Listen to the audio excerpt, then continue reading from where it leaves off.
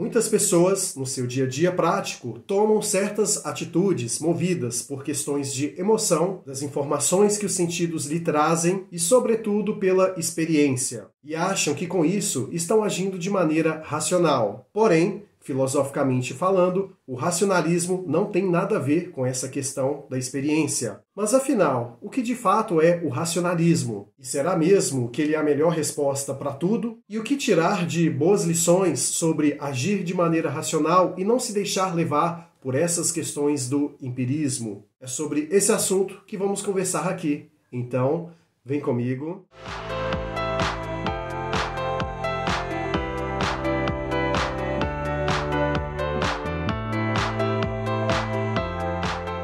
A você que está chegando agora no canal Vida Cotidiana, seja muito bem-vindo. Se você gosta de assuntos relacionados à filosofia, literatura e comportamento, então este canal é o seu lugar. Por isso, peço que você clique no botão inscrever e também ative as notificações para que o YouTube te entregue todos os novos vídeos que surgirem aqui. Vamos falar sobre o racionalismo, como de fato ele se posiciona no nosso campo teórico e, sobretudo, no campo da prática. Ele é uma corrente filosófica que visa buscar o conhecimento através da razão. E a razão, por sua vez, é um raciocínio que induz ou deduz, com base em provas, evidências práticas de que aquele conhecimento, de fato, é verdadeiro e que traz substâncias e evidências que denotam o quão verídico aquilo é. E baseado nisso, o racionalismo tem como objetivo principal usar a razão como um meio para obter um determinado fim. Seja ele a resolução de um problema, a obtenção de conhecimento, o entendimento sobre algum pormenor que envolve a vida de uma maneira geral e assim sucessivamente.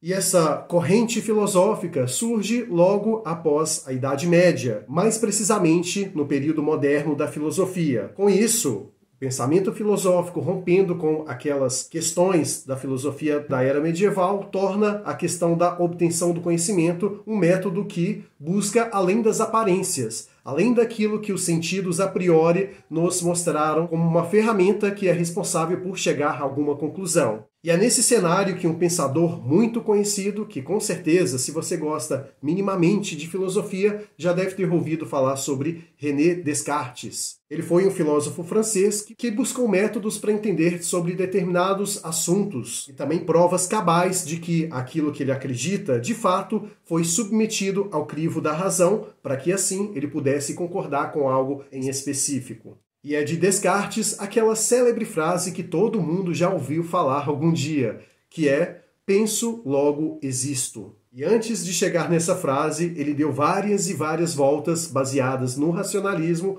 para conseguir entender esta frase como verdadeira de fato. E Descartes, ele não só era filósofo, como também matemático. E como no período histórico em que ele viveu foi marcado por muitos achismos, pseudos conhecimentos e também uma forte imposição religiosa a respeito de dogmas e quaisquer outras coisas que fossem em desencontro ao caminho da ciência, ele, não satisfeito com toda essa questão, quis criar um método que, na concepção dele, era um método seguro para se obter ao conhecimento verdadeiro das coisas.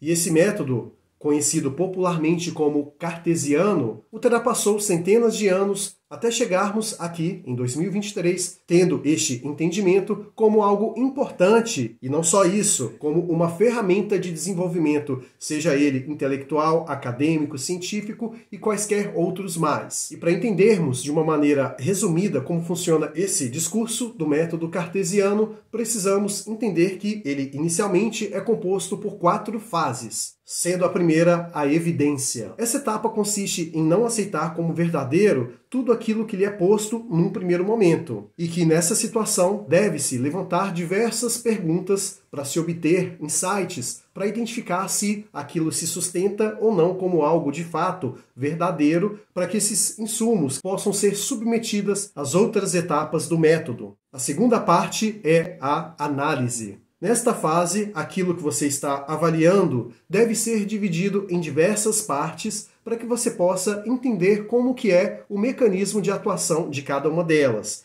Ou seja, um problema que você quer solucionar tem que ser desfragmentado, de tal modo que você possa entender com clareza como que ele surge, como ele se desenvolve e, consequentemente, o que você pode fazer em torno dele para chegar num consenso, numa possível solução daquela situação. A terceira fase do método é a síntese, que nada mais é do que pensar de maneira ordenada. Para que o método possa funcionar de fato neste determinado período, uma vez que você já coletou as evidências, você já as desfragmentou, você deve ter um ordenamento para que haja uma linha de raciocínio e, com isso, você possa ter soluções para aqueles problemas. Porque de nada adianta você ter a faca e o queijo na mão, mas não saber o modo, de maneira cronológica, de como cortar aquele queijo e saborear. Você precisa entender que a faca tem que estar na sua mão mais forte, você deve utilizá-la no queijo depois de já ter lavado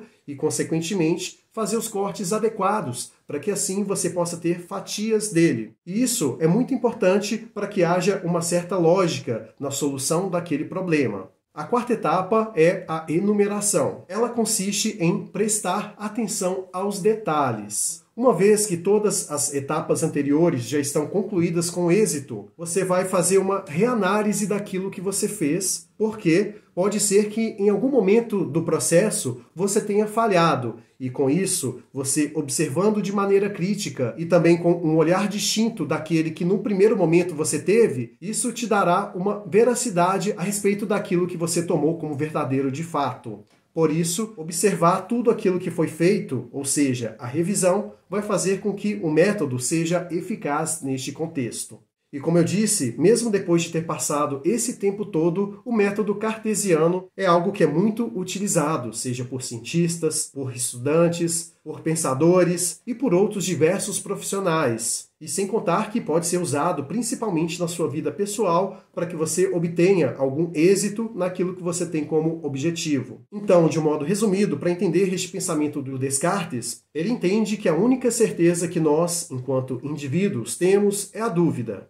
E ela, por sua vez, é um pensamento. Sendo assim, ele, de maneira cética, chegou a questionar até mesmo a sua própria existência. E por isso, fazendo uso desse método cartesiano, é que ele chegou nessa célebre frase que eu disse aí para vocês, que é o penso, logo existo. É claro que, em paralelo à razão, há outras formas também de resolução de problemas e de obtenção de conhecimento. E por isso, por mais que seja interessante e sedutor toda essa questão do racionalismo, é importante também não levarmos tudo para os extremos, pois racionalizar tudo pode nos deixar muito bitolados e, com isso, fazendo com que o nosso campo do pensamento fique muito limitado. E, por óbvio, não é interesse da filosofia que as pessoas sejam limitadas, principalmente nessa parte do pensar. Por isso, o racionalismo é muito útil, mas, como tudo na vida, deve ser utilizado com moderação. E como citei, o racionalismo, ele descarta toda e qualquer forma empirista de obter conhecimentos e de resolver problemas, justamente por entender que os nossos sentidos nos enganam. Inclusive, não vou me alongar muito falando do empirismo, porque falaremos dele no próximo vídeo. Chegamos aqui no final do vídeo e quero saber da sua opinião. O racionalismo, de fato, é a melhor forma de se obter conhecimento? E me diz aí, qual que é a sua experiência baseada na razão que te fez chegar à conclusão de que ele é melhor ou pior neste quesito? Quero muito ler a sua opinião aqui nos comentários, pois não só para mim, como para os demais inscritos do canal, é importante saber o que você tem a dizer sobre esse e tantos outros vídeos que aqui trago. Então é isso, obrigado por ter estado comigo até o fim, te vejo lá no próximo vídeo e até breve.